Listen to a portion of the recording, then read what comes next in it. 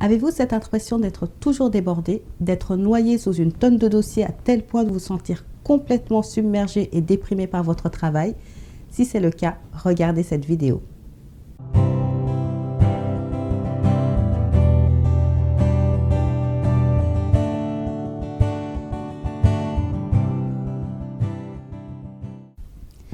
Bonjour, je suis Mariama Diallo, consultante experte en technique du commerce international et j'aide les assistantes ADV, import et export à monter en compétences et les entreprises qui le souhaitent à se développer à l'international.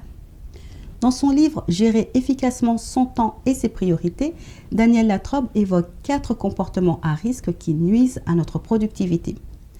Il nous conseille de nous demander si, d'une part, nous nous précipitons dans l'action. Est-ce que nous sommes du genre à sous-évaluer la durée d'une tâche? Est-ce que nous procrastinons? Et enfin, sommes-nous du genre à ne pas anticiper suffisamment à l'avance? Il est vraiment important que vous vous posiez toutes ces questions car c'est le premier pas pour avancer et mieux gérer votre temps. Dans la première catégorie, je me précipite dans l'action. Cela veut dire que dès que vous recevez une nouvelle demande, vous vous précipitez pour la faire en mettant de côté ce que vous étiez déjà en train de faire. Donc, vous ne prenez pas le temps de valider la priorité de chacune de vos tâches. Vous êtes sur l'urgence et non pas sur ce qui est important. Afin de sortir de cette spirale, une des solutions est de noter l'importance et le degré d'urgence des réceptions d'une nouvelle demande, puis de reprendre ce que vous étiez en train de faire en ayant pris soin de mettre à jour votre to-do list. Dans la deuxième catégorie, je sous-évalue la durée d'une tâche. Il y a plusieurs raisons à cela. Par exemple, vous voulez faire plaisir à la personne qui vous assigne cette tâche.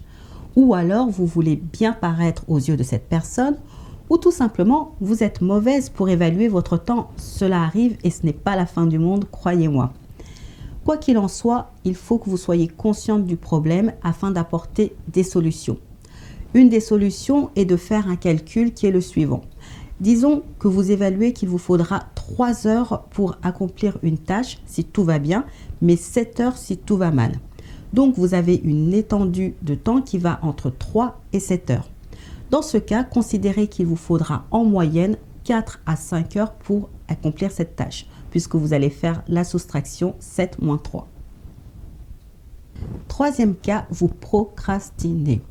Soit parce que vous remettez à plus tard une tâche que vous rechignez à faire, par exemple gérer un litige, relancer un client pour des factures en retard, faire de la prospection, soit parce que vous êtes interrompu sans cesse. Dans ce cas, il faut reprendre l'analyse des tâches en fonction de l'importance ou l'urgence que vous avez déterminée dans la première catégorie.